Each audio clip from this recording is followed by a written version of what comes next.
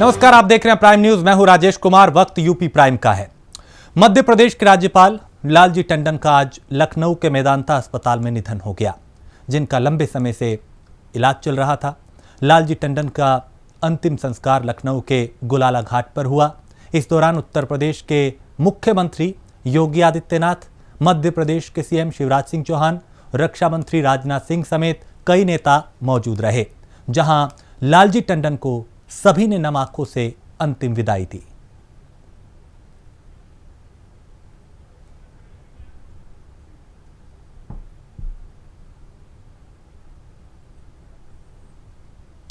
तो 12 अप्रैल 1935 को लखनऊ में लालजी टंडन का जन्म हुआ। 12 साल की उम्र में लालजी टंडन राष्ट्रीय स्वयंसेवक संघ से जुड़े और लालजी टंडन बीजेपी के कद्दावर नेताओं में शुमार किए जाते थे। टंडन पूर्व प्रधानमंत्री अटल बिहारी वाजपेयी के करीबी माने जाते और लालजी टंडन 1960 में पहली बार पार्षद चुने गए। 1978 में पहली बार विधान परिषद के लिए चुने गए। 1991 में कल्याण सिंह के नेतृत्व वाली सरकार में मंत्री वो बने और टंडन बीजेपी बीएसपी की गठबंधन सरकार में नगर विकास मंत्री थे। 3 बार विधायक रहने के बाद 2009 में लोकसभा चुनाव लड़ा और लालजी टंडन को बीजेपी ने लखनऊ से उम्मीदवार बनाया था। टंडन जी के हम लोगों के बीच न रहने से मैं ये मानता हूं कि मेरी एक व्यक्तिगत क्षति हुई, क्योंकि मेरे लिए तो वह एक संरक्षक के रूप में अपनी भूमिका का निर्वाह कर रहे थे। जहां तक पार्टी के योगदान का प्रश्न है, उत्तर प्रदेश की राजनीति में भारतीय जनता पार्टी को एक ऊंचाई देने में टंडन जी का बहुत बड़ा योगदान है। सरकार में भी भिन्न भिन्न भूमिकाओं का उन्होंने निर्वाह किया है और एक कुशल प्रशासक के रूप में उन्होंने अपनी भूमिका का निर्वाह किया है। जन सामान्य यह महसूस करता था कि हम लोगों का कोई न कोई यह गार्जियन यहाँ लखनऊ में मौजूद है, और उत्तर प्रदेश का कार्यकर्ता भी यह महसूस करता था कि यदि हम लखनऊ जाएंगे कोई नहीं मिलेगा तो टंडन जी निश्चित रूप से मिलेंगे और हमारी बातों को सुनेंगे और हमारी समस्याओं का समाधान करेंगे। उनके न रहने से मैं समझता हूं कि पार्टी की ही क्षति नहीं हुई है, पार्टी के लोगों को ही इसका सदमा नहीं पहुंचा है, लेकिन बहुत सारी सामाजिक सांस्कृतिक ऐसी संस्थाएं हैं जिनके साथ उनका बहुत ही एक जीवंत संपर्क था। सबको बेहद तकलीफ हुई है उनके न रहने के कारण। मैं उनके प्रति अपनी श्रद्धांजलि अर्पित करता हूं। लालजी टंडन के निधन पर लखनऊ आए मध्य प्रदेश के मुख्यमंत्री शिवराज सिंह चौहान ने प्राइम न्यूज पर क्या कुछ कहा, उन्हें सुनते हैं। पहुंच चुके हैं और आप बिल्कुल हमारे पीछे देखिए शिवराज सिंह चौहान इस वक्त अपनी गाड़ी से उतरते हुए, और उसके बाद वो अब अंदर जाएंगे श्रद्धा सुमन अर्पित करने के लिए लालजी टंडन के पार्थिव शरीर को अंतिम दर्शन वो करेंगे और उसके बाद वो बाहर आएंगे। और आप देख सकते हैं बिल्कुल सामने मध्य प्रदेश के मुख्यमंत्री शिवराज सिंह चौहान इस वक्त हमारे बिल्कुल सामने इस वक्त गुजरते हुए, और अब वो अंदर जा रहे हैं घर के अंदर, जहां पर वो श्रद्धा सुमन अर्पित करेंगे और अंतिम दर्शन वो आज करेंगे। क्योंकि जिस तरह से सुबह से ही लगातार तांता लगा है, मध्य प्रदेश के राज्यपाल भी थे लालजी टंडन, और एक बहुत ही बड़ी क्षति जिस तरह से सभी राजनीतिक दलों ने बताई है, उसी को देखते हुए मध्य प्रदेश के मुख्यमंत्री खुद यहाँ पर पहुंचे हैं और वो श्रद्धा सुमन अर्पित करने के लिए इस वक्त लालजी टंडन के आवास के अंदर जा रहे हैं। वो अंतिम दर्शन करेंगे और उसके बाद बाहर आएंगे। लखनऊ से कैमरा पर्सन दीपक के साथ मैं नितिन, प्राइम न्यूज। सर, आप कितनी बड़ी क्षति मानते हैं इसको, कितनी बड़ी क्षति है सर ये राजनीति? मैंने बताया अभी। सर एक लाइन बोल। उनकी क्षति पूरी नहीं की जा सकती। वो हमारे मार्गदर्शक भी थे, मध्य प्रदेश के बुजुर्ग और मुखिया थे। शिवराज सिंह चौहान ने, जिनको जो अभी थोड़ी देर पहले लालजी टंडन की आवास पे पहुंचे थे और उन्हें श्रद्धांजलि दी है, और साफ तौर पर उन्होंने बोलते हुए कहा है कि वो हमारे मार्गदर्शक थे, और कहीं ना कहीं जितने भी राजनीतिक अभी यहाँ पर आए हैं सबने यही बात कही है। तो कहीं ना कहीं लालजी टंडन की जो राजनीति में जो जगह थी, जो उनसे लोग सीख रहे थे, वो बहुत ही अहम है। लखनऊ से कैमरा पर्सन दीपक के साथ मैं नितिन, प्राइम न्यूज। राजा मान सिंह बहुचर्चित मामले में फैसला देते हुए मथुरा की अदालत ने 11 पुलिसकर्मियों को दोषी ठहराया। दोषी पुलिसकर्मियों को बुधवार को सजा सुनाई जाएगी। बता दें कि 80 के दशक में राजा मान सिंह का मामला बेहद चर्चा में रहा था। 1985 में मान सिंह राजस्थान के भरतपुर में पुलिस एनकाउंटर में मारे गए थे। इससे एक दिन पहले उन्होंने राजस्थान के तत्कालीन हेलीकॉप्टर में अपनी जीप से जोरदार टक्कर मारी थी और घटना पर फैसला आने में 35 साल लग गए। मामला राजस्थान पुलिस से जुड़ी घटना से संबंधित है, जिस पर पश्चिमी यूपी के मथुरा की कोर्ट ने सुनवाई की।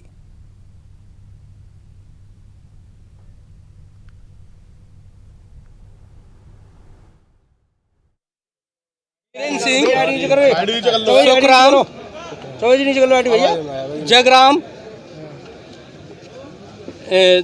जगमोहन, भमर सिंह, हरी सिंह, शेर सिंह, चत्तर सिंह, पद्माराम और रविशेखर मिश्रा, इनको 148, 149, 302 में सजा हुई है। सजा के प्रश्न पर न्यायालय में कल बहस होगी। 148, 149, 302 में सजा की है, न्यायालय ने कस्टडी में ले लिया है और सजा के प्रश्न पर न्यायालय में कल बहस होगी।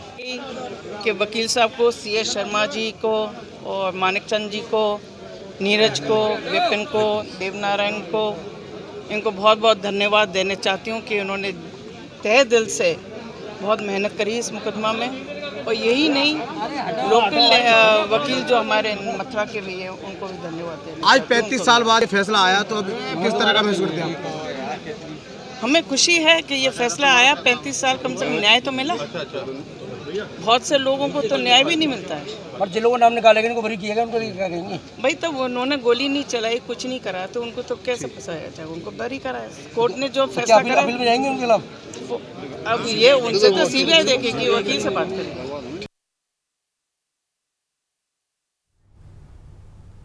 लखनऊ में कोरोना अपने पैर पसारता दिखाई दे रहा है। यहां कई थानों में तैनात पुलिसकर्मी अब कोरोना के शिकार होते नजर आ रहे हैं। नाका कोतवाली में 7 पुलिसकर्मियों को कोरोना पॉजिटिव रिपोर्ट आने के बाद पूरे थाने में हड़कंप मच गया। हालांकि थाने के सभी कर्मचारियों के कोरोना टेस्ट कराए गए। थाने में सिपाही से लेकर इंस्पेक्टर तक करीब 100 लोगों के कोरोना टेस्ट कराए गए, जिनकी रिपोर्ट अभी आना बाकी है।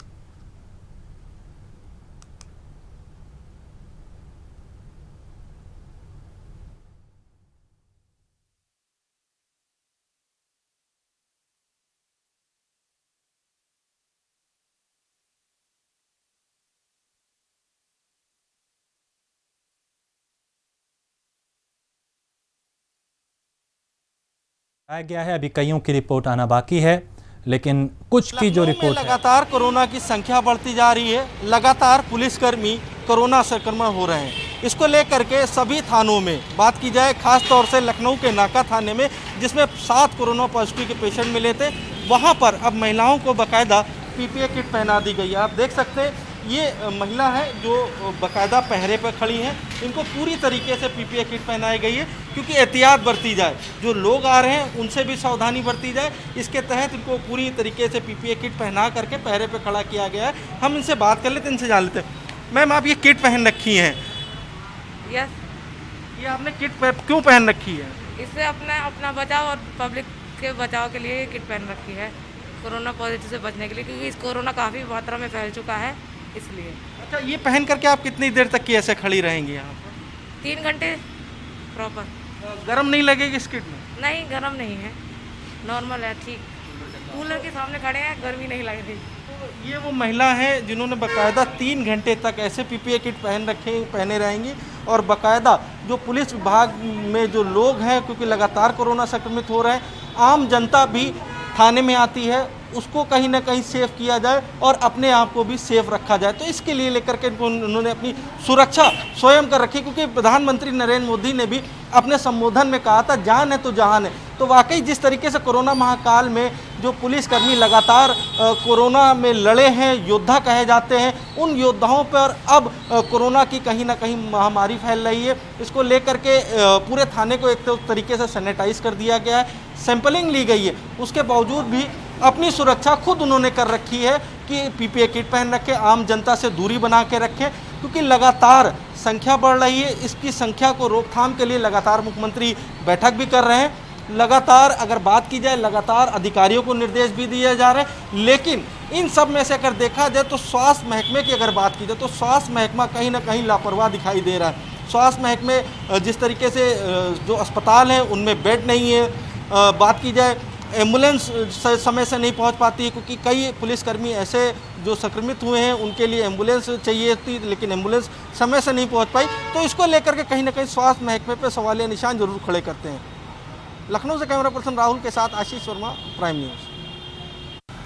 लगातार कोरोना की संख्या बढ़ती जा रही है। राजधानी लखनऊ की अगर बात की जाए, राजधानी लखनऊ में भी लगातार संख्या बढ़ती जा रही है। हम इस वक्त मौजूद हैं लखनऊ के नाका कोतवाली के बाहर। आपको दिखा दें, ये नाका कोतवाली है। यहाँ पर 5 पुलिसकर्मी कोरोना संक्रमित पाए गए हैं, जिनकी रिपोर्ट पॉजिटिव आई है। हालांकि अब जिस तरीके से लगातार स्वास्थ्य महकमा या नगर निगम सारे थानों की सैनिटाइजेशन का काम कर रहा है, लगातार सैंपलिंग ली जा रही है। हम आपको दिखा दिए, कोतवाली है, नाका कोतवाली सबसे अहम कोतवाली कही जाती है। यहाँ पर आप देख सकते हैं कि जो पुलिसकर्मी हैं वो काम कर रहे हैं। बाकायदा महिलाओं को पीपीए किट पहना दी गई है। पीपी किट पहन करके जो लोग आ रहे हैं अपनी समस्या लेकर के, उनकी समस्याएं सुनी जा रही। सैनिटाइजर की मशीन भी लगा दी गई है। यहाँ पर महिला हैं जो बाकायदा सैंपल ले रही है स्वास्थ्य विभाग से। अभी तक की आपने कितने लोगों का सैंपल लिए हैं यहाँ पर? अभी हम लोग 7 लोग के जा रहे हैं। कल हम पूरी हमारी टीम आएगी स्वास्थ्य विभाग से जांच करने के लिए। कोरोना की कम से कम 100 लोगों का जांच होगी। 100 लोगों की जांच की जाएगी? हाँ हाँ, पूरा विजयनगर जितना आसपास के एरिया है, मतलब जितने लोग यहाँ पर हैं थाना, हाँ थाने के अगल बगल जितने भी, सभी की जाँच होगी आधार कार्ड लेकर के। तो ये वो स्वास्थ्य टीम है जो बाकायदा जो थाने में पुलिसकर्मी तैनात हैं, जो पुलिसकर्मी काम कर रहे हैं, चाहे वो चौकी में बैठे हों, चाहे वो थाने में बैठे हों, हर सभी कर्मी के सैंपल लिए जा रहे हैं। बाकायदा आप देख सकते हैं जो महिलाएं हैं, महिला को पीपी किट पहना दी गई है, क्योंकि लगातार जिस तरीके से 5 पुलिसकर्मी यहाँ पर संक्रमित हुए हैं, जिसमें से 4 कांस्टेबल हैं। हालांकि अब 7 हो गए हैं जिस तरीके से सैंपल लिए गए हैं। ये देखिए आप, ये नाम दिए गए हैं, ये जो पुलिस, ये उनके नाम दिए गए हैं जो कोरोना संक्रमित पाए गए हैं। बाकी लोगों के सैंपल लिए जा रहे हैं। 100 लोगों के सैंपल लिए गए हैं। हालांकि अब इस पूरे अगर देखा जाए जो संख्या बढ़ रही है, इसको लेकर के कहीं ना कहीं एक बड़ी चिंताजनक है, क्योंकि कोरोना महाकाल में जिस तरीके से पुलिसकर्मी कोरोना से लड़ रहे थे, आम जनता को जागरूक कर रहे थे, अब वो कोरोना योद्धा खुद कोरोना के शिकार हो रहे हैं। तो इसको लेकर के कहीं बड़े सवालिया निशान खड़े करते हैं स्वास्थ्य विभाग पर। लखनऊ से कैमरा पर्सन राहुल के साथ आशीष वर्मा, प्राइम न्यूज। चौबेपुर के बिकरू गांव हत्याकांड से पहले विकास दुबे और थाने में तैनात पुलिसकर्मी के बीच का ऑडियो वायरल हो रहा है। इस ऑडियो में विकास दुबे सिपाही को चेतावनी देता हुआ दिख रहा है कि साथ ही कह रहा है कि आज पूरी जीप मरेगी, इतना खून करूंगा चाहे जिंदगी जेल में काटनी पड़े, लेकिन बहुत बुरा अंजाम करूंगा। वो ऑडियो क्या है वो हम आपको सुनवाते हैं। हेलो जी, ये कोई फर्जी मुकदमा लिखवा रहा है बैठ के। अच्छा, एक महिला से उन्हें जी समझे जी। मुझे कसम है अगर तो खैर हाँ, चाहे जिंदगी की फरारी करनी पड़े जी, तो इतना बड़ा कांड करूंगा ये फिर भी जानेगा कि हाँ किसी को बाला पड़ा। रुको, हमें एक बार पहुँच ले तो हम बुला रहे हैं, हमें तो रुको। अगर पूरी जीप में मरिएगा जी जी, एक खून काटूंगा इसके ऊपर, तो जिंदगी जेल काटूंगा जीवन, लेकिन इसकी जी जी हाँ बता रहा हूँ। आपका ये विकास दुबे का शिकार होगा। अरे हमें मार नहीं लूंगा तब तक नहीं लौटूंगा। रुको तो हमें जाने दो, हमें जाने दो, हम पहुँचो नहीं तो चलाना तो फैलने वाला है। अभी रुको तो आप हमें तो समझो, सब समझाएंगे हम।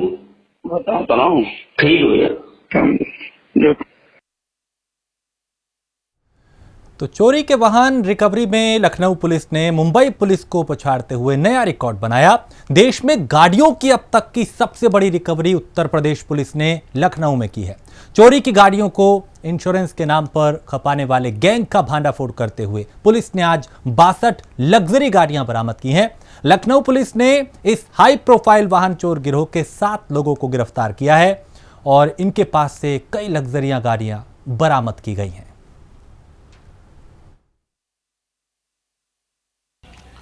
उत्तर प्रदेश पुलिस का सबसे बड़ा गुड वर्क माना जा रहा है। उत्तर प्रदेश पुलिस ने कई गाड़ियां, लग्जरी गाड़ियां बरामद की हैं। आप देख सकते हैं ये लखनऊ के चिन्हट कोतवाली से बरामद की गई हैं, जहां पर BMW करीब 62 गाड़ियां लखनऊ में बरामद की गई। हालांकि ये जो गिरोह है इससे पहले भी ऐसी ही लग्जरी गाड़ियों का एक गिरोह पकड़ा गया था, जिनके पास से करीब 50 गाड़ियां बरामद हुई थी। गिरोह के जितने भी सदस्य हैं वो इस समय जेल की सलाखों के पीछे हैं। हालांकि ये भी उन्हीं गिरोह से एक तार जुड़ा हुआ था। जब लखनऊ पुलिस लगातार इस गाड़ी के गैंग पर काम कर रही थी और लखनऊ पुलिस ने करीब 62 गाड़ियां आज बरामद की हैं।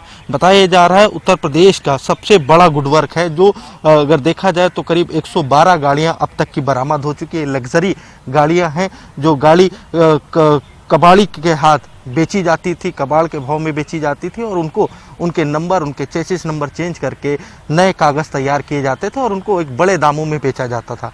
हालांकि लखनऊ पुलिस ने एक बड़ा गुडवर्क किया है। जिस तरीके से पूरे उत्तर प्रदेश में अगर देखा जाए तो उत्तर प्रदेश का सबसे बड़ा गुडवर्क माना जा रहा है। लखनऊ से कैमरा पर्सन राहुल के साथ आशीष वर्मा, प्राइम न्यूज़।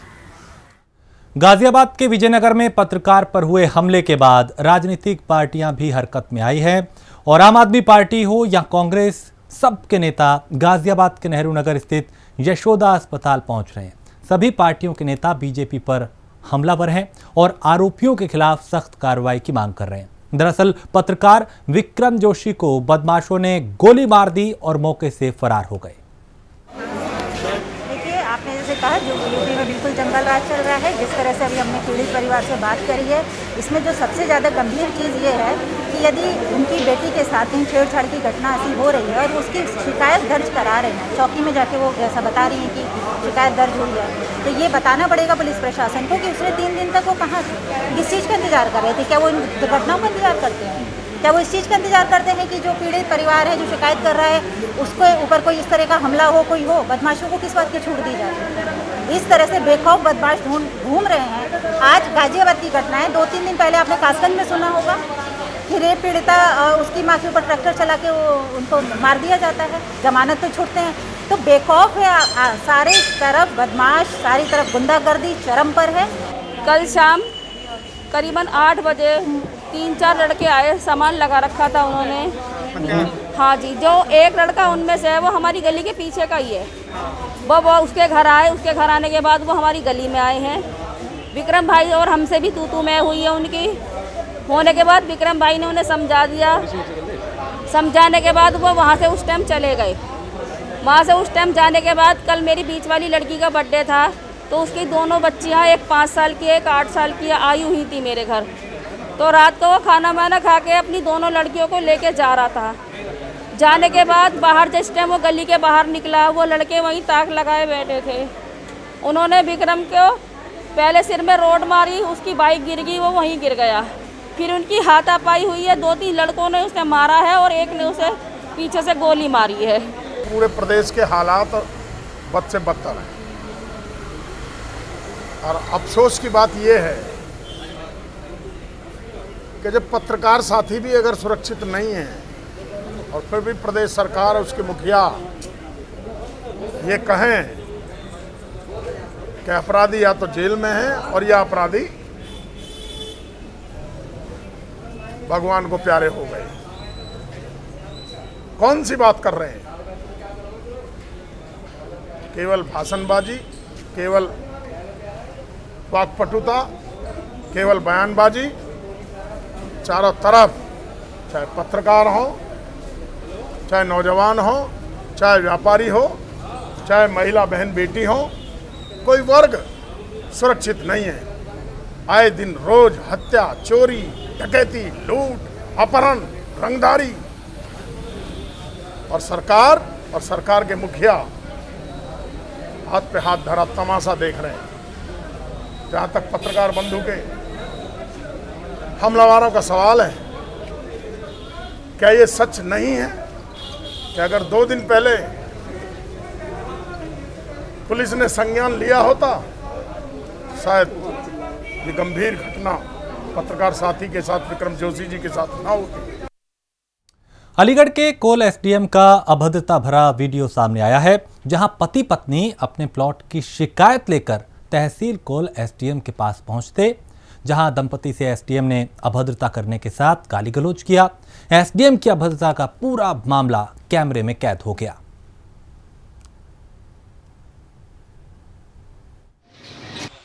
मैं रिटायर्ड सब इंस्पेक्टर हूँ। मामला ये है कि मेरा प्लाट है का 353 वर्ग 70 वर्ग गज का सारसोल जीटी रोड पर स्थित है।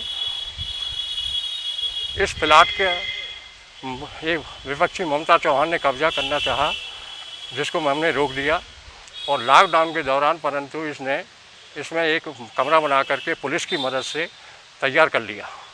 जब हम पुलिस पर गए तो पुलिस ने हमारी कोई सुनवाई नहीं की। हम डीएम पर गए, डीएम ने आदेश किया कि टीम गठित करके इस समस्या का निस्तारण करें। फिर उसके बाद में हम एसडीएम कॉल के पास गए तो उन्होंने 25/4/20 को आदेश किया कि यह कहा है सतीश शर्मा के लिए कि राजस्व निरीक्षक उसकी जांच करके मुझे रिपोर्ट दें। फरियादी से कभी कोई अभद्रता नहीं की जाती है। कोई सारसोल का मैटर है, एक ही प्लॉट के 2 दावेदार हैं, तो मामला विभिन्न न्यायालयों में वो विचाराधीन है। कई बार मुझ पर ये लोग दबाव बना चुके हैं कि उसमें वहाँ पोजेसन किसी और का है, उसने भी सिविल कोर्ट से या किसी न्यायालय से उसके कब्जे में हस्तक्षेप न करने के लिए स्टे ले रखा है, इन्होंने भी ले रखा है। दोनों तरफ से मामला न्यायालय में विचाराधीन है और न्यायालय में विचाराधीन होने के बाद माननीय उच्च न्यायालय की भी और विभिन्न प्रशासनिक भी आर्डर हैं कि जब मामले विभिन्न न्यायालयों में विचाराधीन है तो प्रशासनिक आदेश उसमें नहीं होता है। तो गाजियाबाद में पत्रकार पर हुए जानलेवा हमले में भले ही पुलिस ने कार्रवाई की हो, लेकिन जिस तरह ये पूरी वारदात को अंजाम दिया गया उससे कहीं ना कहीं पुलिस भी सवालों के घेरे में है, जिसे लेकर आम आदमी पार्टी के राज्यसभा सांसद और यूपी प्रभारी संजय सिंह ने पुलिस के साथ साथ सरकार पर भी हमला बोला।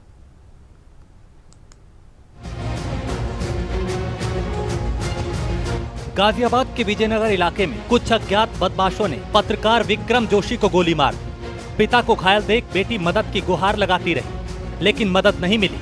ये पूरी वारदात सीसीटीवी में कैद हो गई। इस मामले में अब तक 9 आरोपी गिरफ्तार किए जा चुके हैं। इसके साथ ही बाकी आरोपियों की गिरफ्तारी के लिए एसएसपी ने पुलिस की 6 टीमें लगाई हैं।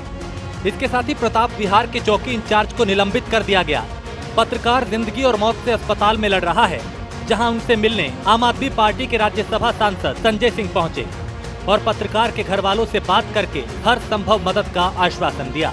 घटना हुई है ये इस बात को साबित करती है कि शायद इस प्रदेश के कानून व्यवस्था को जंगल राज कहना भी कम होगा, क्योंकि जंगल का भी कुछ कानून होता है, नियम होता है। यहाँ किसी को कभी भी कोई मार सकता है, कभी किसी के ऊपर गोली चला सकता है। अब ये जो घटना है पत्रकार के साथ, विक्रम जी के साथ, उनकी बहन और उनके परिवार के लोगों ने जो बताया वो बहुत चौंकाने वाला है। 2 घंटे पहले पत्रकार महोदय ने पुलिस को सूचना दी और आशंका जताई कि उनके ऊपर हमला हो सकता है। 4-5 संदिग्ध लोग उनको घेराबंदी कर रहे थे, लेकिन उस 2 घंटे के दौरान उनको कोई पुलिस वाला नहीं आता है और ये कह दिया जाता है एसएचओ के द्वारा, जो इनका बयान है, जो कहना है कि मैं बीमार हूं, मैं नहीं आ पाऊंगा। तो चलिए मान लीजिए एसएचओ बीमार थे, उनकी जगह कोई और पुलिस का अधिकारी आ सकता था, शायद उनके साथ इतनी बड़ी घटना नहीं होती। आप सांसद संजय सिंह को पीड़ित के घर वालों ने बताया कि कुछ दिन पहले भी विक्रम जोशी ने थाना विजयनगर में एक तहरीर दी थी, जिसमें उन्होंने बताया था कि कुछ लड़के उनकी रिश्तेदार के साथ छेड़खानी करते हैं। इसका उन्होंने विरोध भी किया। तहरीर देने से नाराज बदमाशों ने विक्रम को गोली मार दी। विक्रम के सिर में गोली लगी है, वो गंभीर हालत में यशोदा अस्पताल में जिंदगी और मौत से जूझ रहे हैं। इस पूरे मामले को लेकर संजय सिंह ने पुलिस की कार्यशैली पर भी सवाल उठाए और कहा, अगर पुलिस इस मामले को पहले ही गंभीरता से लेती तो ये वारदात शायद रुक सकती थी। अगर पत्रकार सुरक्षित नहीं है, सवाल पूछने वाला सुरक्षित नहीं है, सच उजागर करने वाला सुरक्षित नहीं है, तो आपके राज्य में सुरक्षित कौन है? पुलिस वाले सुरक्षित नहीं, पत्रकार सुरक्षित नहीं, आम आदमी सुरक्षित नहीं, महिलाएं सुरक्षित नहीं, बच्चियां सुरक्षित नहीं। जंगल राज कहना भी इस राज्य में कम होगा, क्योंकि जंगल के भी कुछ नियम कानून होते हैं। यहाँ योगी के राज्य में न कोई नियम है, न कानून है।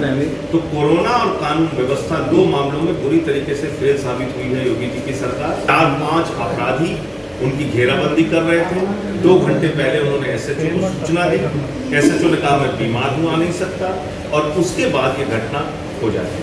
तो इसका मतलब कि शुद्ध रूप से पुलिस की लापरवाही का मामला है।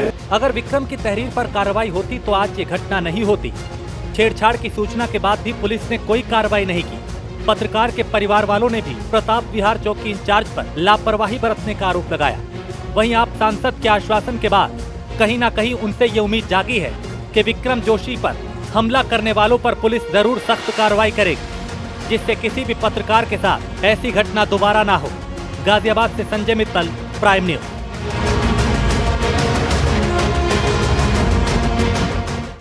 और इसी के साथ इस बुलेटिन में इतना ही। देश प्रदेश की बाकी खबरों के लिए आप देखते रहिए प्राइम न्यूज।